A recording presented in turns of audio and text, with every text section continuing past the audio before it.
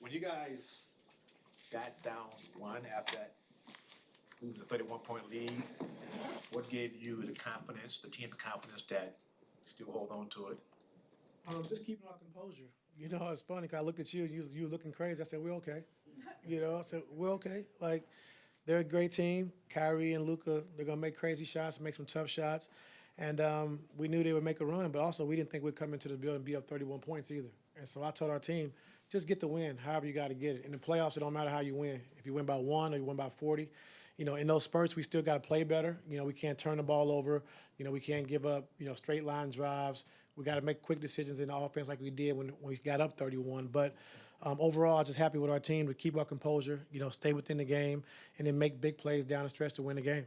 There's another case when you don't have Kawhi, you do have someone like James Harden wanting to be here, Paul George, guys like that. Yeah, I mean, it's huge, you know, acquiring James this year. And, you know, when PG or Kawhi's out, you know, we have another guy who can step up and take on that scoring load. And so PG was phenomenal in that first half. You know, I think he got a little tired in the second half, but we needed every bit of it. You know, and we had to win this game. It was a huge game for us to win, you know. And so, like I said, James was great. PG was great. Norm made some big shots. But overall, I thought our team really stuck together. You know, when it got tough, don't hang your heads. Don't start pointing the finger. Stay together, and let's figure out a way to win the game. And I give our guys credit. They did that. James hit like 5 floaters in the fourth, and I think he only had 1 the entire series. What did you guys see down in the fourth quarter that you felt like maybe you guys could take advantage of?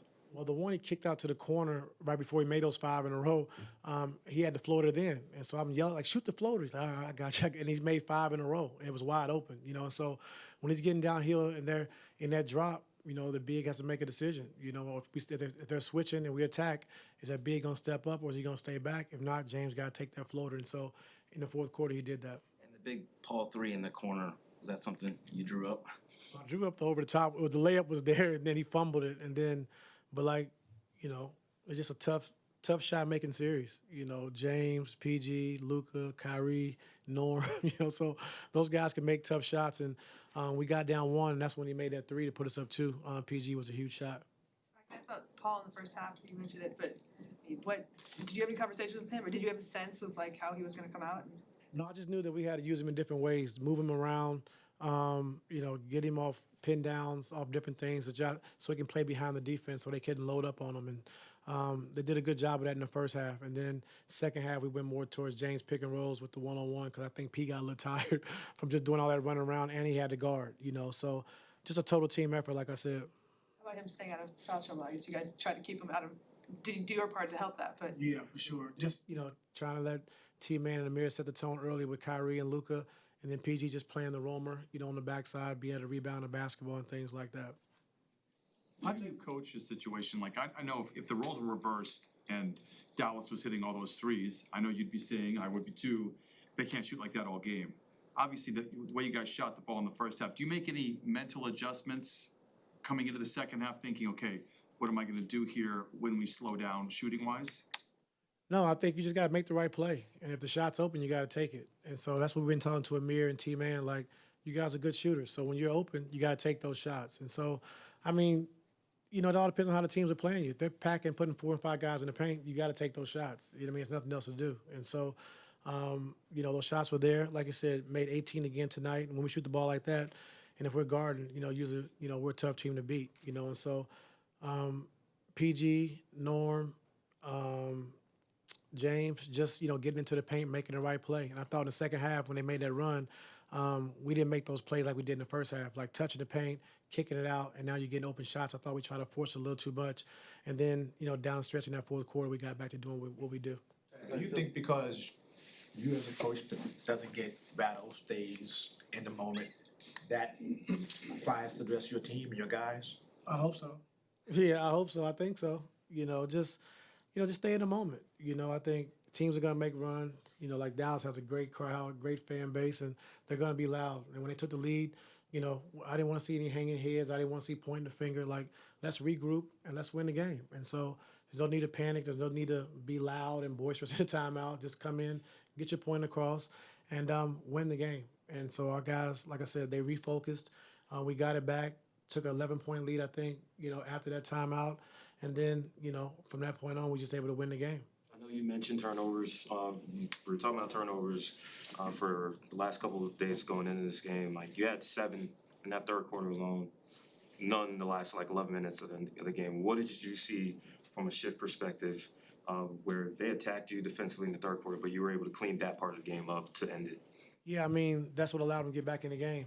Turning the ball over and them being able to get out in transition, really hurt us. And so, when we're getting shots on goal, like I said, we're a tough team to beat. And so we just got to know that when we get those leads, I thought we over-penetrated a few of those times, like got too deep, over-penetrated, turned the ball over. So once we touch that paint, the first guy shows his body, we got to get off of it and make a quick decision. And so that's what we did, early in that first half. And that's what we did, like I said, down the stretch of that fourth quarter. You look at the way this game was officiated, like, it feels like they're letting a lot go, and then you look down, there's 48 fouls called. I think 11 guys with 3 fouls. Like, how did that game feel? I don't even know. I mean, I'm not thinking about that throughout the course of the game. I know Zoo got 2 early fouls, and I think James got 2 early fouls. I do remember that, but other than that, it just, I don't know, it all runs together. Did they play through the physicality the way you kind of wanted them to?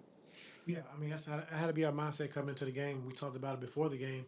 Like, stay out the officials. Even at halftime, I thought we got a great whistle. Like, stay out the officials. Like, let's play through it. There's going to be some calls here or there, but so what? Like, I thought we got a really good whistle in that first half. And so, just playing through the contact, don't play for the foul, play to go to the basket and score the ball, then you would get fouled. And so, like I said, just our mindset. Like, we can't complain about, physicality, can't complain about fouls. Like, just play the game. And I know you guys want Kawhi back, but what's the confidence level of this team without Kawhi? You guys got 2 wins without him now. I mean, of course, you always want to have, like I said, your best player, but we understand that injuries are a big part of this league, and I think the blessing in disguise for us is Kawhi missing those last 3 weeks of the season, and us being able to play a certain style of basketball with him being out, and understanding how we wanted to play and how we needed to play, and so the guys really grasped that these last 3 weeks, and so it wasn't nothing new for us to be able to play this style of basketball because we've gotten practice and we've seen how we need to play. What's the challenge for you guys for game 5 now? 2-2. Get our rest, physicality, start the game. I think, we seen Kyrie and Luka gonna make some crazy shots, some tough shots. So we just can't let that, take away from what we're doing, and so, we just gotta have a good start to the game. I think it gotta be a defensive mindset, making it tough on those guys like we did to start this game. And then, the physicality on both ends, not just defense, but offense as well, as far as attacking the basket, attacking the rim, and then making the right play. Thank you. James is up right now.